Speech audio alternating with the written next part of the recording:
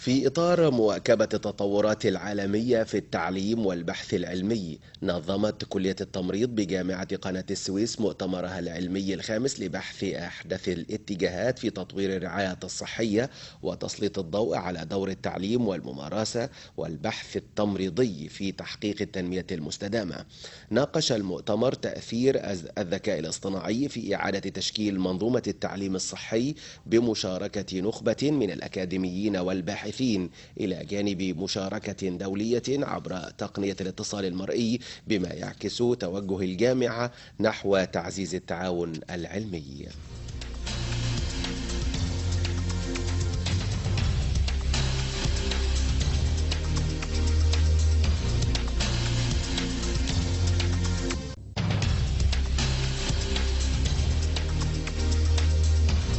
طبعا الذكاء الاصطناعي هو ثورة ودخلت في جميع المجالات، مش في المجال الطبي بس أو المجال التمريضي. الحقيقة هو أثر تأثير كبير جدا جدا وغير كتير جدا من طريقة شغلنا، من طريقة تدريسنا، من طريقة أبحاثنا، من الموضوعات اللي احنا بدأنا نتطرق ليها. وهو يعني بقى توجه يكاد يكون إجباري، ما ينفعش إن احنا نخرج عن هذا السياق، لازم احنا وكل المجالات المفروض إنها تخوض فيه. ولكن هل ممكن يكون بديل؟ استحالة يكون بديل. هو أساسا من صنع الإنسان وهو بيساعد الإنسان. هو عادة الاي اي معمول لمساعدة البشر او يكون موجود لمساعدته في عملية الامور الروتينية وليس حل محله بشكل كامل.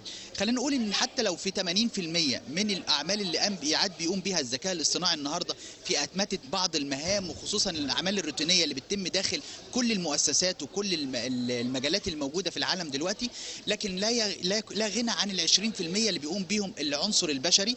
النهارده بتكلم على دور التوجيه السلوكي في تبني نمط حياة صحي مستدام. طبعا أنا سعيد أن أنا بشارك النهارده في هذا اليوم العلمي الخامس، والنهارده 22/7، وكمان انا ابن من ابناء جامعه قناه السويس، واحنا بنحتفل السنه دي على 50 عام على انشاء جامعه قناه السويس.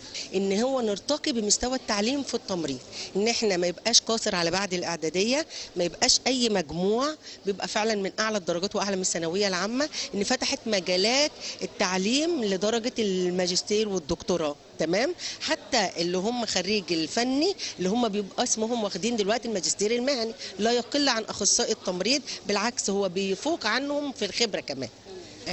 الذكاء الاصطناعي أداة من الأدوات اللي احنا ممكن نساعد بيها الباحث ان هو يطور من نفسه، لكن عمر ما حاجة هتحل مكان الإنسان أو عضو هيئة التدريس.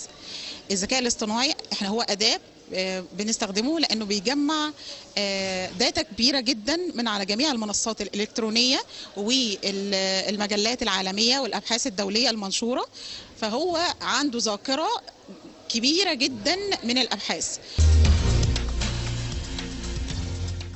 نظم